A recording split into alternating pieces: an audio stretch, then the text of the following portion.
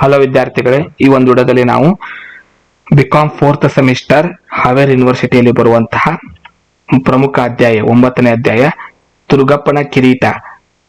YM Bhajantri ಅವರು ಬರೆದಿರುವಂತಹ ದುರ್ಗಪ್ಪನ ಕಿರೀಟ ಇದರ ಕುರಿತಾದಂತಹ 2, 5 ಮತ್ತು 10 ಅಂಕದ ಪ್ರಶ್ನೋತ್ತರಗಳ ಕುರಿತು ಡಿಸ್ಕಷನ್ ಮಾಡೋಣ. ಮೊದಲಿಗೆ 2 ಅಂಕದ ಪ್ರಶ್ನೋತ್ತರಗಳು. ಡಾಕ್ಟರ್ YM ಭಜಂತ್ರಿ ಅವರ ಜನನ, ಜನ್ಮಸ್ಥಳ ಮತ್ತು ಪೋಷಕರ ವಿವರವನ್ನು ತಿಳಿಸಿ. ಯಲ್ಲಪ್ಪ ಮಾರುತಿ ಭಜಂತ್ರಿಯವರು 12 ಡಿಸೆಂಬರ್ 1960ರಂದು ಗೋಕಾಕ್ ತಾಲೂಕಿನ ತಳಕಟನಾಳ ಗ್ರಾಮದಲ್ಲಿ ಜನಿಸಿದರು. ಇವರ ತಂದೆ ಮಾರುತಿ, ತಾಯಿ ಭೀಮವ್ವ. ಲೇಖಕರ BA ಮತ್ತು MA ಪದವಿಯ ಶೈಕ್ಷಣಿಕ ಸಾಧನೆಯಂತಹದ್ದು.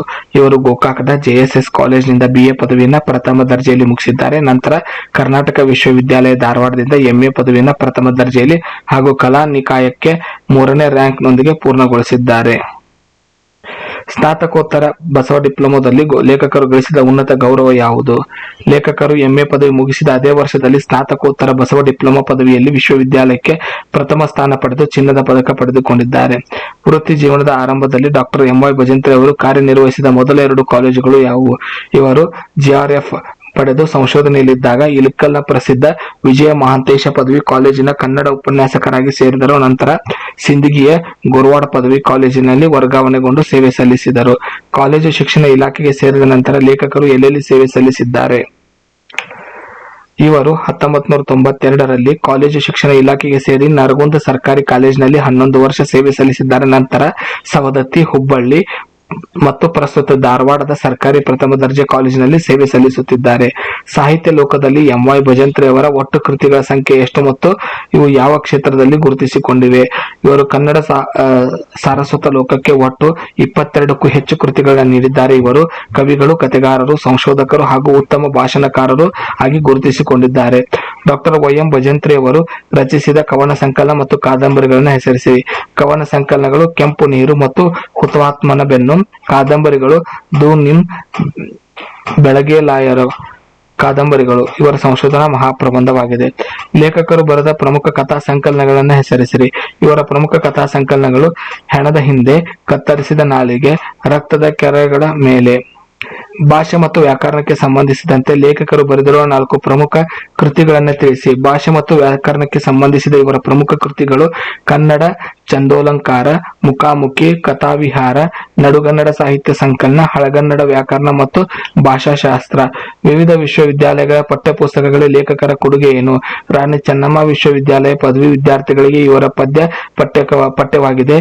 ಜೊತೆಗೆ ಬೆಳಗಾವಿ ಹಾಗೂ ಧಾರವಾಡ ವಿಶ್ವವಿದ್ಯಾಲಯ ಪದವಿ ವಿದ್ಯಾರ್ಥಿಗಳಿಗೂ ಅನೇಕ ಪಠ್ಯಪುಸ್ತಕಗಳನ್ನು ಇವರು ಸಂಪಾದಿಸಿದ್ದಾರೆ. ತಮ್ಮ ಪಾಠ ತಾವೇ ಹಾಕಿಕೊಂಡಿದ್ದಾರೆ. ಡಾಕ್ಟರ್ MY ಭಜಂತ್ರಿ ಮುಖ್ಯಾಂಶಗಳು. ಜನನ ಮತ್ತು ಜನ್ಮಸ್ಥಳ. ಧಾರವಾಡದ ಸಾಂಸ್ಕೃತಿಕ ವಲಯದಲ್ಲಿ YM ಎಂದೇ ಚಿರಪರಿಚಿತರಾದ ಯಲ್ಲಪ್ಪ ಮಾರುತಿ ಭಜಂತ್ರಿಯವರು ಗೋಕಾಕ್ ತಾಲೂಕಿನ ತಳಕಟನಾಳ ಗ್ರಾಮದ ಬಡ ಕುಟುಂಬದಲ್ಲಿ 12 ಡಿಸೆಂಬರ್ 1960ರಂದು ಜನಿಸಿದರು. ಇವರ ತಂದೆ ಮಾರುತಿ ಹಾಗೂ ತಾಯಿ ಭೀಮವ್ವ. ಶಿಕ್ಷಣ. ಹುಟ್ಟೂರಿನ ಪ್ರಾಥಮಿಕ ಶಿಕ್ಷಣ ಮುಗಿಸಿ ಗೋಕಾಕದ JSS ಕಾಲೇಜಿನಿಂದ 1982ರಲ್ಲಿ BA ಪದವಿಯನ್ನು ಪ್ರಥಮ ದರ್ಜೆಯಲ್ಲಿ ಪೂರ್ಣಗೊಳಿಸಿದ್ದಾರೆ. ಉನ್ನತ ಶಿಕ್ಷಣ ಹಾಗೂ ಸಾಧನೆ.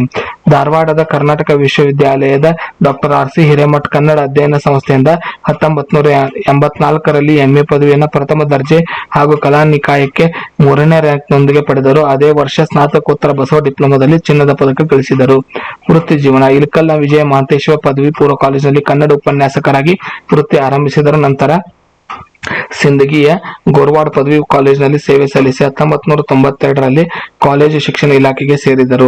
ನರಗುಂದ ಸರ್ಕಾರಿ ಪ್ರಥಮ ದರ್ಜೆ ಕಾಲೇಜಿನಲ್ಲಿ 11 ವರ್ಷಕ್ಕೂ ಕಾಲ ಹೆಚ್ಚು ಸೇವೆ ಸಲ್ಲಿಸಿದರು. ತದನಂತರ ಸವದತ್ತಿಯ KM ಮಾಮುನಿ ಸರ್ಕಾರಿ ಪ್ರಥಮ ದರ್ಜೆ ಕಾಲೇಜಿನಲ್ಲಿ ಪ್ರಾಧ್ಯಾಪಕರಾಗಿ ಪ್ರಭಾರಿಯಾಗಿ ಸೇವೆ ಸಲ್ಲಿಸಿ ಹುಬ್ಬಳ್ಳಿಯ ಪದವಿ ಪೂರ್ವ ಪದವಿ ಕಾಲೇಜಿಗೆ ವರ್ಗಾವಣೆಗೊಂಡರು. ಪ್ರಸ್ತುತ ಧಾರವಾಡದ ಸರ್ಕಾರಿ ಪ್ರಥಮ ದರ್ಜೆ ಕಾಲೇಜಿನಲ್ಲಿ ಸೇವೆ ಸಲ್ಲಿಸುತ್ತಿದ್ದಾರೆ.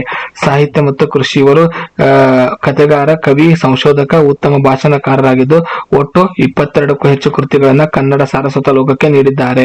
ಪ್ರಮುಖ ಕೃತಿಗಳು ಕವನ ಸಂಕಲನಗಳು ಕೆಂಪು ನೀರು, ಹುತಾತ್ಮನ ಬೆನ್ನು, ಹೆಣದ ಹಿಂದೆ, ಕತ್ತರಿಸಿದ ನಾಲಿಗೆ, ರಕ್ತದ ಕೆರೆಗಳ ಮೇಲೆ, ಬೆಳಗಾಳೆಯವರ ಕಾದಂಬರಿಗಳು, ಕನ್ನಡದ ಚಂದೋಲಂಕಾರ, ಮುಖಾಮುಖಿ, ಕಥಾವಿಹಾರ, ನಡುಗನ್ನಡ ಸಾಹಿತ್ಯ ಸಂಚಯ, ಹಳಗನ್ನಡ ವ್ಯಾಕರಣ ಮತ್ತು ಭಾಷಾಶಾಸ್ತ್ರ. ಶೈಕ್ಷಣಿಕ ಕೊಡುಗೆ. ರಾಣಿ ಚೆನ್ನಮ್ಮ ವಿಶ್ವವಿದ್ಯಾಲಯ ಪದವಿ ವಿದ್ಯಾರ್ಥಿಗಳು ಇವರ ಪದ್ಯ ಪಠ್ಯವಾಗಿದೆ. ಬೆಳಗಾವಿ ಹಾಗೂ ಧಾರವಾಡ ವಿಶ್ವವಿದ್ಯಾಲಯದ ಪದವಿ ವಿದ್ಯಾರ್ಥಿಗಳಿಗೆ ಅನೇಕ ಪಠ್ಯಗಳನ್ನು ಸಂಪಾದನೆ ಮಾಡಿದ್ದಾರೆ. ಇನ್ನು 10 ಮಾರ್ಕ್ಸ್ಗೆ ನೀವು ಬರೀಬೇಕಾದಂತ ಕೀ ಉತ್ತರಗಳನ್ನ ನೋಡ್ತಾ ಹೋಗೋಣ. ಲೋಕಾಪುರದಲ್ಲಿ ಬ್ರಾಹ್ಮಣರು, ಲಿಂಗಾಯತರು, ಕುರುಬರು, ಬೇಡರು, ಗಾಣಿಗರು ಮುಂತಾದ ಎಲ್ಲ ಜಾತಿಯ ಜನರಿದ್ದರು. ಆದರೆ ಹೊಲೆಯರು ಮಾತ್ರ ಊರಿನಿಂದ ದೂರದಲ್ಲಿ ಕೇರಿ ಮಾಡಿಕೊಂಡು ವಾಸವಾಗುತ್ತಿದ್ದರು. ದಲಿತರ ಕೇರಿಯಲ್ಲಿ ದುರ್ಗಪ್ಪ ಮನೆ ಮಾತ್ರ ಮಂಗಳೂರು ಹಂಚಿನ 2 ಅಂತಸ್ತಿನ ದೊಡ್ಡ ಮನೆಯಾಗಿತ್ತು. ಇಡೀ ಊರಿಗೆ ಎದ್ದು ಕಾಣಿಸುತ್ತಿತ್ತು. ದುರ್ಗಪ್ಪನು ಬಹಳ ಕಷ್ಟಪಟ್ಟು ತನ್ನ 2 ಮಕ್ಕಳನ್ನು ಓದಿಸಿದ್ದು. ಅವರು ಗೋಕಾಕ್ ಹಾಸ್ಟೆಲ್ನಲ್ಲಿದ್ದು ಹೈಸ್ಕೂಲ್ ಮುಗಿಸಿ ಈಗ ಬೆಂಗಳೂರಿನಲ್ಲಿ ಉದ್ಯೋಗದಲ್ಲಿದ್ದಾರೆ. ಒಮ್ಮೆ ರಜೆಗೆ ಊರಿಗೆ ಬಂದಾಗ ಮಗನು, ಅಪ್ಪ, ನಮ್ಮನ್ನು ಯಾಕೆ ಊರಾಚೆ ಹೊರಗೆ ಇಟ್ಟಿದ್ದಾರೆ, ನಾವ್ಯಾಕೆ ಹೊರಗೆ ಇರಬೇಕು ಎಂದು ಅಸ್ಪೃಶ್ಯತೆಯ ಬಗ್ಗೆ ಮುಗ್ಧವಾಗಿ ಪ್ರಶ್ನಿಸುತ್ತಾನೆ. ದುರ್ಗಪ್ಪನು, ನಾವು ಸ್ವಚ್ಛವಾಗಿ ಇರುವುದಿಲ್ಲ, ಮಾಂಸ ತಿನ್ನುತ್ತೇವೆ ಎಂಬ ಕಾರಣಕ್ಕೆ ನಮ್ಮನ್ನು ಹೊರಗೆ ಇಟ್ಟಿದ್ದಾರೆ ಎಂದು ಸಮಾಧಾನ ಪಡಿಸಲು ಯತ್ನಿಸುತ್ತಾನೆ. ಅದಕ್ಕೆ ಮಗನು, ಊರಿನ ಬೇರೆ ಜಾತಿಯವರು ಮಾಂಸ ತಿನ್ನುತ್ತಾರೆ, ಆದರೆ ಅವರನ್ನು ಏಕೆ ಹೊರಗೆ ಇಟ್ಟಿಲ್ಲ? ಜೋಳದಿಂದ ಸೊರಗನ್ನು ಆರಿಸುವಂತೆ ನಮ್ಮನ್ನು ಊರಿನಿಂದ ಬೇರ್ಪಡಿಸಿದ್ದಾರೆ ಎಂದು ತೀಕ್ಷ್ಣವಾಗಿ ವಾದಿಸುತ್ತಾನೆ. ಜೋಳದಿಂದ ಬೇರ್ಪಟ್ಟ ಸೊರಗನ್ನು ಮತ್ತೆ ತಿಕ್ಕಿ ಜೋಳದ ರಾಶಿಗೆ ಸೇರಿಸುವಂತೆ ಊರು ಕೇರಿ ಒಂದಾಗಲು ಸಾಧ್ಯವಿಲ್ಲವೇ ಎಂಬ ಸಣ್ಣ ಮಗನ ಚುರುಕಾದ ಪ್ರಶ್ನೆಗಳಿಗೆ ಕೇವಲ 2ನೇ ತರಗತಿ ಓದಿದ್ದ ದುರ್ಗಪ್ಪನಿಗೆ ಉತ್ತರಿಸಲು ಸಾಧ್ಯವಾಗುವುದಿಲ್ಲ. ಊರಿನವರಂತೆ ಕೇರಿಯ ಜನರು ಒಂದೇ ಅಂಗಡಿಯಲ್ಲಿ ಪೂಜಾ ಸಾಮಗ್ರಿಗಳನ್ನು ಕೊಂಡು ಗ್ರಾಮ ದೇವತೆ ಲಕ್ಷ್ಮಣನಿಗೆ ಹರಕೆ ಒಪ್ಪಿಸುತ್ತಿದ್ದರು. ಆದರೆ ಗುಡಿಗೆ ಹೋದ ತಕ್ಷಣ ಊರಿನವರ ಪೂಜಾ ಸಾಮಗ್ರಿಗಳು ಗರ್ಭಗುಡಿಯೊಳಗೆ ಹೋಗುತ್ತಿದ್ದವು.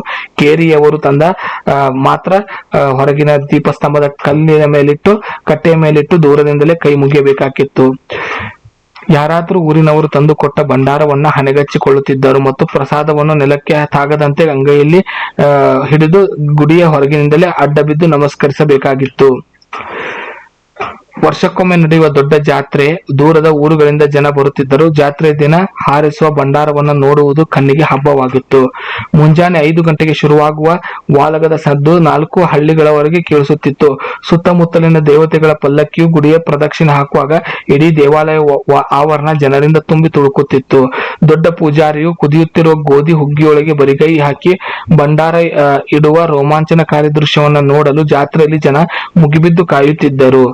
ದುರ್ಗಪ್ಪನು ಕುತೂಹಲದಿಂದ ಇದನ್ನು ನೋಡುತ್ತಿದ್ದಾಗ ಜನಜಂಗುಳಿಯ ಗದ್ದಲದಲ್ಲಿ ಯಾರೋ ಜೋರಾಗಿ ನೂಕಿದ್ದರಿಂದ ಆತ ನಿಯಂತ್ರಣ ತಪ್ಪಿ ದೇವಸ್ಥಾನ ನಿಷೇಧಿತ ಒಳಗೆ ಬಂದು ಬೀಳುತ್ತಾನೆ.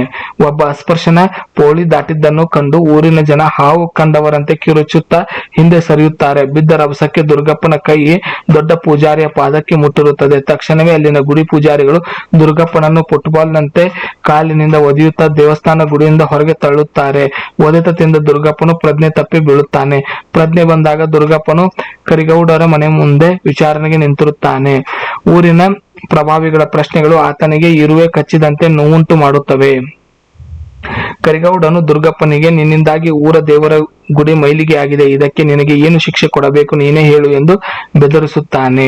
ಈ ಹಿಂದೆ ತಾನೊಬ್ಬ ಶರಣ ಎಂದುಕೊಂಡಿದ್ದ ಸಿದ್ದಿಂಗನು ಗೌಡರ ಓಲೈಕೆಗಾಗಿ ಇವನನ್ನು ಊರಿನಿಂದಲೇ ಹೊರಗೆ ಹಾಕಿ ಸೂರ್ಯ ಹುಟ್ಟುವುದರೊಳಗೆ ಈತ ಊರ ಗುಡಿ ಬಿಟ್ಟು ತೊಲಗಬೇಕು ಎಂದು ದುರ್ಗಪ್ಪನ ವಿರುದ್ಧವೇ ಮಾತನಾಡುತ್ತಾನೆ.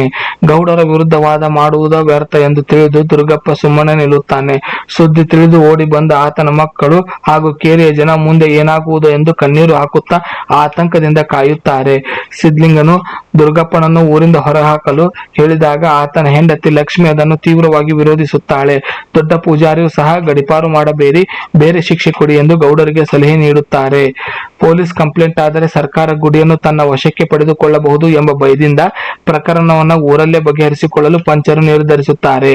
ದುರ್ಗಪ್ಪನ ಮಕ್ಕಳು ಬೆಂಗಳೂರಿನಲ್ಲಿ ದೊಡ್ಡ ನೌಕರಿಯಲ್ಲಿದ್ದಾರೆ ಎಂದು ತಿಳಿದಿದ್ದ ದೊಡ್ಡ ಪೂಜಾರಿಯು ದುರ್ಗಪ್ಪನ ಲಕ್ಷ್ಮಣ ದೇವರಿಗೆ 10 ತೊಲ ಚಿನ್ನದ ಕಿರೀಟ ಮಾಡಿಸಿಕೊಡಬೇಕು ಎಂದು ಆರ್ಥಿಕ ದಂಡ ವಿಧಿಸುತ್ತಾನೆ. ದಂಡಕ್ಕೆ ಒಪ್ಪಿದ ದುರ್ಗಪ್ಪ ಸಣ್ಣ ಮಗನು, ನಾವು ಕಿರೀಟ ಮಾಡಿಕೊಡುತ್ತೇವೆ, ಆದರೆ ನಾಳೆಯಿಂದ ನಮ್ಮ ಕೇರಿಯ ಜನರು ದೇವಸ್ಥಾನದ ಗುಡಿ ಒಳಗೆ ದಾಟಿ ಹೋಗುವುದಕ್ಕೆ ಪರ್ಮಿಷನ್ ಕೊಡಬೇಕೆಂದು ದೇವರಿಗೆ ನಮಸ್ಕಾರ ಮಾಡುತ್ತೇವೆಂದು ಷರತ್ತು ಹಾಕುತ್ತಾನೆ. ಕರಿಗೌಡನು ಕೋಪಗೊಂಡು, ಕಿರೀಟ ಮಾಡಿಸುತ್ತಿರುವುದು ನಿನ್ನ ತಪ್ಪು ಮತ್ತು ಮೈಲಿಗೆ ದಂಡವೇ ಹೊರತು ಗುಡಿ ಪ್ರವೇಶಕ್ಕೆಲ್ಲ ಎಂದು ನಿರಾಕರಿಸುತ್ತಾನೆ. ದುರ್ಗಪ್ಪನ ದೊಡ್ಡ ಮಗನು ತಡೆಯಲಾರದೆ, ಹಾಗಾದರೆ ಹೊಲೆ ಮಾಡಿದ ಚಿನ್ನದ ಕಿರೀಟವನ್ನು ದೇವರಿಗೆ ಹಾಕಿದರೆ ದೇವರು ಮೈಲಿಗೆ ಆಗುವುದಿಲ್ಲವೇ ಎಂದು ಇಡೀ ಸಮಾಜದ ಬೂಟಾಟಿಕೆಯನ್ನು ಪ್ರಶ್ನಿಸುತ್ತಾನೆ. ಜನರಲ್ಲಿ ಚರ್ಚೆ ಕಾವೇರುತ್ತದೆ. ಜಗಳ ವಿಕೋಪಕ್ಕೆ ಹೋಗುವುದನ್ನು ತಡೆಯಲು ದುರ್ಗಪ್ಪ ತನ್ನ ಮಕ್ಕಳಿಗೆ ಬುದ್ಧಿ ಹೇಳುತ್ತಾನೆ. ತನ್ನ ಸಣ್ಣ ವಯಸ್ಸಿನಿಂದಲೂ ದೇವರಿಗೆ ಏನಾದರೂ ಮಾಡಿಸಿಕೊಡಬೇಕೆಂಬ ಹರಕೆ ಇದೀಗ ಈಡೇರುತ್ತಿದೆ ಎಂದು ಭಾವಿಸಿ ಮಕ್ಕಳನ್ನು ಸುಮ್ಮನಿರಿಸುತ್ತಾನೆ. ಒಂದೇ ವಾರದಲ್ಲಿ ದುರ್ಗಪ್ಪನು ಭವ್ಯವಾದ ಚಿನ್ನದ ಕಿರೀಟವನ್ನು ಮಾಡಿಸಿ ಪೂಜಾರಿಯ ಕೈಗೆ ಒಪ್ಪಿಸುತ್ತಾನೆ. ಅದನ್ನು ಮಾಡಿಸಿದಾಗ ಲಕ್ಷ್ಮಣ ದೇವರು ಮೊದಲಿಗಿಂತಲೂ ಕಳೆ ತುಂಬಿಕೊಳ್ಳುತ್ತದೆ. ಪ್ರತಿ ವರ್ಷ ಜಾತ್ರೆ ನಡೆಯುವಾಗ ದೇವರಿಗೆ ಕಿರೀಟ ಹಾಕಿದಾಗ ನೋಡಿದವರೆಲ್ಲರೂ ಅದನ್ನ ದುರ್ಗಪ್ಪನ ಕಿರೀಟ ಎಂದೇ ಬೆರಳು ಮಾಡಿ ಹೆಮ್ಮೆಯಿಂದ ತೋರಿಸುತ್ತಿದ್ದರು. ಸೊ ಇಷ್ಟು ನೀವು ಸ್ಟೋರಿನ ಬರೆದ್ರೆ ಪೂರ್ತಿ ಅಂಕಗಳನ್ನ ಪಡ್ಕೋಬಹುದು. ಮುಂದಿನ ವಿಡಿಯೋದಲ್ಲಿ ಮತ್ತೊಂದು ಲೆಸನ್ ನೊಂದಿಗೆ ಸಿಗೋಣ. ಧನ್ಯವಾದಗಳು.